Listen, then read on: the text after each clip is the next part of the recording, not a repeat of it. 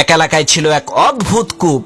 লোকেরা যখন ওই গহীন অন্ধকার কূপ থেকে পানি তোলার জন্য কূপের মধ্যে রশিতে বাঁধা বালতি নামিয়ে দিত, তখন ওই রশি ঠিকই থাকতো, কিন্তু বালতিটা কূপের মধ্যে উধাও হয়ে যেত। এই আশ্চর্য ভুতুরে কাণ্ড দেখে এলাকার সমস্ত লোকেরা বলা বলি করতে লাগলো যে নিশ্চিত এই কূপের মধ্যে জিন ভূত আছে। এলাকার সমস্ত গণ্যমান্য ব্যক্তিরা একত্রিত হয়ে দেশের বড় বড় কবিরাজদেরকে নিয়ে আসলো ওই কূপ থেকে জিন ভূত তাড়ানোর জন্য। কিন্তু দুঃখের বিষয়, কোনো কবিরাজই এই সমস্যার সমাধান করতে পারলেন না। অবশেষে সেই এলাকার একজন দুঃসাহসী বালক বলে উঠল, আমি এই কূপের ভেতরে নেমে দেখবো এর মধ্যে আছে কি। ছেলেটির এই কথা শুনে এলাকার সমস্ত লোকেরা হতভম্ব হয়ে গেল।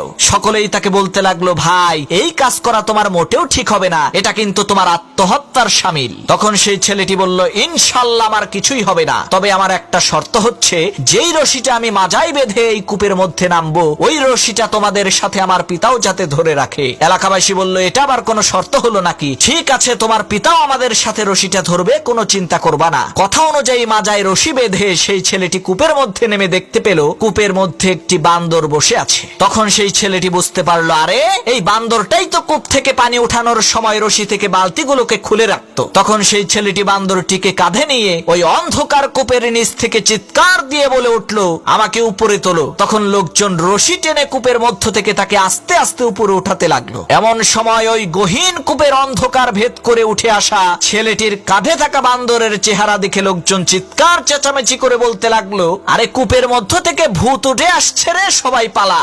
ভূতের কথা শুনে যে যার মতো এদিকে ওদিকে ছুটে পালিয়ে গেল। কিন্তু ওই ছেলেটির পিতা রশি ছেড়ে কোথাও গেল না, কারণ তার কলিজার টুকরা সন্তান যে ওই কূপের মধ্যে আছে, এ কারণে সে তার সমস্ত শক্তিকে একত্রিত করে রশি টেনে একাই তার সন্তানকে কূপ থেকে বের করলো। এরপর দেখা গেল তার ছেলে কূপের নিচ থেকে কাঁধে করে একটি বান্দর নিয়ে এসেছে। তখন সেই ছেলেটি তার পিতাকে বলল, বাবা, আমি জানি আমার বিপদে সবাই পালিয়ে গেলেও তুমি কিন্তু পালাবে না, এজন্যই আমি শর্ত জুড়ে দিয়েছিলাম যে আমাকে টেনে তোলার রশিটা যাতে আমার পিতা ধরে রাখে। প্রিয় ভাইরা, এখান থেকে বোঝা যায় যে বিপদের মুহূর্তে সবাই আপনাকে ছেড়ে পালিয়ে যেতে পারে, কিন্তু আপনার মা বাবা আপনাকে বিপদে রেখে কখনোই পালাবে না, ইনশাআল্লাহ।